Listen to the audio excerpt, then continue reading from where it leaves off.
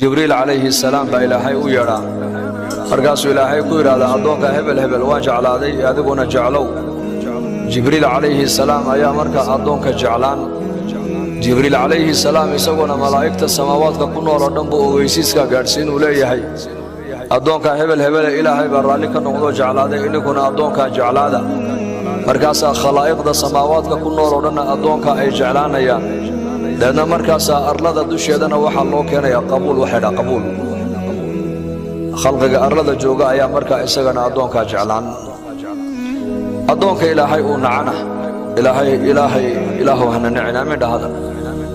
jibriil buu ilaahay u sheegay yidhi addoonkaa waa nacay adiguna nac malaa'igtoo dhan buu jibriilna iclaankaa gaadhsiin addoonka hebel hebel la yidhaahdo ilaahay baa nacay oo u cadhooday idinkuna u cadhooda laa ilaaha ila allah deedna khalqigoo dhan baa markaa nacaybkaas arlada khalqiga joogana nacaybkaasaa marka qalbigiisa loo gelin